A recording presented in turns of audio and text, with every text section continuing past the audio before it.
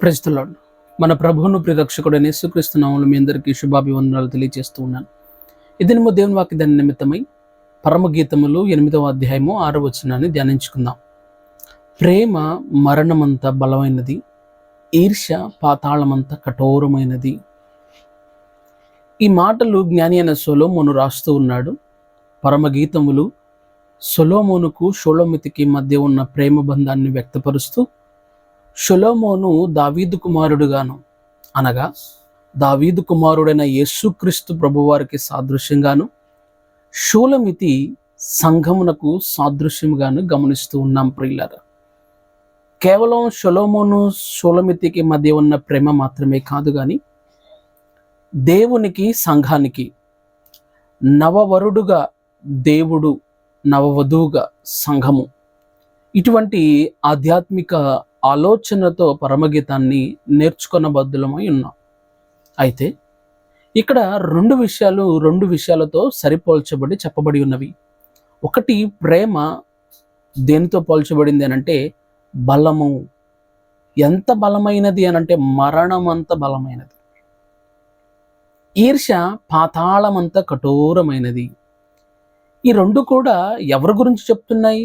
ఎవరి ప్రేమ, ఎవరి ఈర్ష్య? మానవుల ప్రేమ అయితే కాదు. మరి ఎవరి ప్రేమ అంటే దేవుని ప్రేమ. అగాపేన్ అనే ఒక గ్రీక్ పదం నుంచి అగాపే అనే పదం వచ్చింది. అగాపే అనగా మనుషులకు దేవునికి మధ్య ఉండిన ప్రేమను వ్యక్తపరిచే సందర్భంలో గ్రీకు బైబిల్లో ఇవ్వబడిన పదం ప్రేమకు అగాపే. ఇక్కడ ఈ ప్రేమ కూడా ఏ ప్రేమ అంటే స్టార్జో, లేకపోతే మరొకటి ఫిలియోనో, లేకపోతే ఇంకోటో కాదు. మరి ఏమిటి ఈ యొక్క ప్రేమ అంటే అగాపే. ఈ అగాపే ప్రేమ ఎంత గొప్పది అని అంటే మరణమంత బలమైనది. అగాధ సముద్ర జలములు కూడా దాన్ని ఆర్పలేవు అని దిగువ వచనంలో గమనిస్తూ ఉన్నాం. దేవుని ప్రేమ నిజమే ప్రియులారా. ఆయన మనలను ప్రేమిస్తున్నాడు కనుకనే పరలోకాన్ని వీడి ఈ లోకానికి వచ్చి దాసుని స్వరూపము ధరించి శిలువ మరణం పొందినంతగా తన్ను తాను తగ్గించుకొని నా పాపాల కొరకు ఆయన శిలువలో బలి అయి ఆయన మరణము పొందడం ద్వారా, పాపాన్ని ద్వారా మరణించవలసిన మనము ఆయన ప్రేమను బట్టి సజీవులుగాను నిత్యరాజ్య వారసులుగాను ఉండగలుగుతూ ఉన్నాం. ఒక కాయిన్కి రెండు వైపులు ఎలాగుంటుందో, ఒక నాణానికి రెండు వైపులు ఎలాగుంటుందో, కేవలం దేవుడు ప్రేమిస్తాడు, చనిపోయాడు అని మాత్రమే కాదు, ఆయన ఈర్ష్య పాతాళమంత కఠోరమైనది. ఈరోజు చాలా మంది క్రైస్తవ విశ్వాసులు దేవుణ్ణి ప్రేమగాను, ప్రేమస్వరూపిగాను, క్షమించేవాడుగాను, ఆయన నా పాపాల కొరకు చనిపోయేవాడుగానే చూస్తున్నారు. కానీ ఆయన శిక్షించేవాడు కూడా.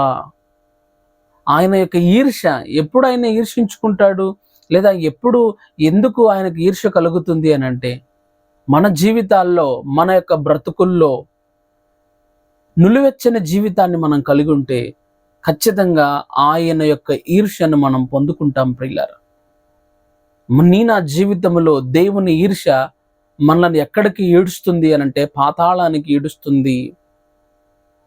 అక్కడ ఏముంటుంది అని అంటే పాతాళ వేదనలు ఉంటాయి. అగ్ని ఆరదు, పురుగు చావదు. అటువంటి స్థితిలోనికి నేను వెళ్ళడానికి వీలు లేదు. దేవుడు ప్రేమిస్తాడు, అంత మాత్రమే కాదు, ఆయన శిక్షించేవాడు కూడా గుర్తించి నా బ్రతుకులను దేవుడు చూస్తున్నాడన్న విచక్షణతో నడిపింపబద్దులమైనాం. దేవుడు ఇట్టి మాటలను మనం ఎన్నికలు దీవించునుగాక. ఆమేన్. ప్రార్థన. పరిశుద్ధాత్మదేవ, నీకు వందనాలు, స్తోత్రాలు తండ్రి.